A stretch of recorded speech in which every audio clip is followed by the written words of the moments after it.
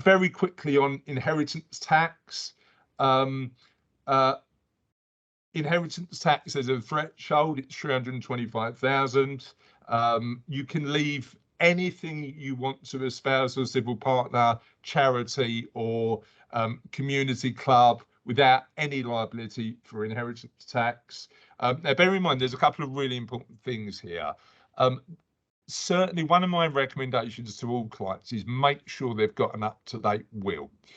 I had a client I did some work with recently whose estate was just shy of the £1 million. So actually, if the planning was right, they didn't have an inheritance tax liability, but they did because they just didn't have a will in place. Now, for the cost of a will compared to the clarity that provides and the benefits that provides in terms of making sure that you get all of the available inheritance tax allowances, we're talking about no-brainer things. Getting your will done is a definite no-brainer in my professional opinion. Let's talk about inheritance tax. So you get 325,000 in the event of your death. If you're married or you've got a civil partner, that allowance then gets transferred to your spouse. So the total amount, if you're a husband and wife, is 650,000. But it gets better than that, because what happens is if you're giving your property, your main residential home, to a direct descendant, the government have fairly recently, a few years ago now, but fairly recently brought in something called the residence nil rate band, and you get an additional £175,000 each. So effectively, if you're husband and wife or partners, first partner dies first, and then the £500,000 allowance goes to the second partner.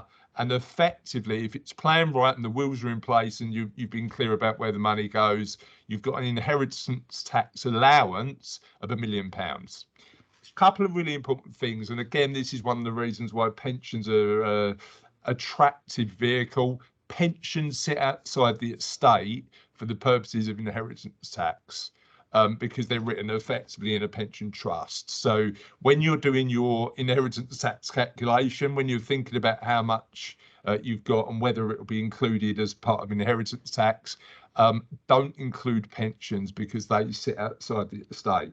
And it's really interesting because when we've got a client where we know that there's a potential inheritance tax liability, we're looking at all their assets and thinking about how we plan to withdraw income from their estate for them to live the lives they want.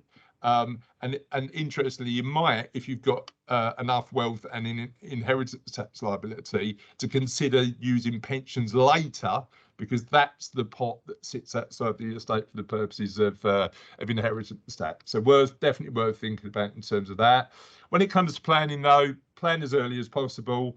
I've got a client who says to me, Chris, I'm in a position where I've gave my kids education, I've taught them values, and actually I'm going to use the money that I've accumulated for my needs.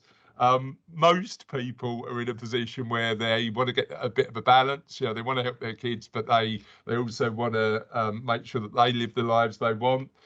So look at that balance for you and your life. So what do you need for you, and how much should you give away? I'd suggest that, putting your own gas mask on, oxygen mask on first, and making sure you've got the money to live your life is the starting point, and then thinking about the kids.